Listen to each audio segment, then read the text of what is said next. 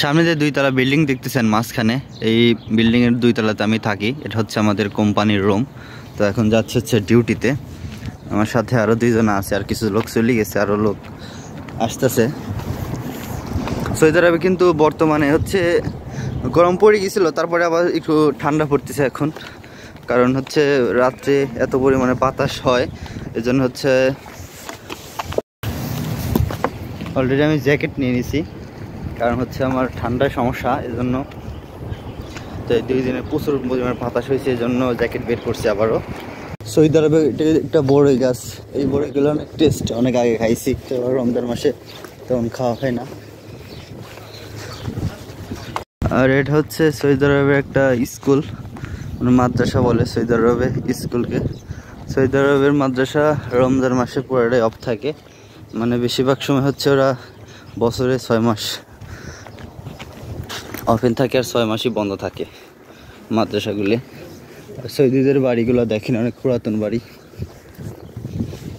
ওই সাইড দিয়ে নতুন বাড়ি হয়েছে, তো এরিয়াটা অনেক পুরাতন, মানে বাড়ি ঘর হয়েছে। আর এটা হচ্ছে একটা ইস্তেরা, মানে সৌদিরা এখানে আড্ডা মাড্ডা দেয়, বসে আড্ডা দেওয়ার জন্য। ভিতরেও বসার সিস্টেম আছে, আর এখানে ফ্রি পানি পাওয়া যায়। আমি আপনাদের দেখাই, এখানে যে কেউ পানি খাইতে পারবো ফ্রি, এটা ফিল্টার। কারণ সৌদি আরবে তো পানির দাম বেশি, আপনারা অনেকেই জানেন যারা হচ্ছে সৌদি আরবে আছে। তেলের দাম অনেক কম, কিন্তু পানির দাম অনেক বেশি। আর হচ্ছে এই ড্রামগুলো রাখে ময়লা ফেলার জন্য রাস্তার মাঝে মাঝেই, রাত 12টার পরে এসে আবার গাড়ি দিয়ে নিয়ে যায়।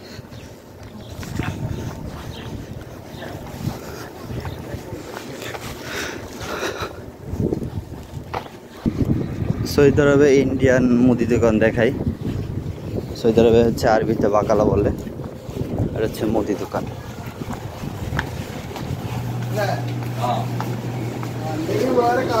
এটা হচ্ছে একটা দোকান, এখানে সবকিছুই পাওয়া যায়, ভ্যারাইটিস সবকিছুই। তো আমরা নেব হচ্ছে বাংলাদেশি মুড়ি, দেখি ওখানে বাংলাদেশি পান কোম্পানির মুড়ি। এটা টাকাটা দিচ্ছে হচ্ছে আমাদের হচ্ছে ব্যাটালিয়া ব্যাটালিয়া।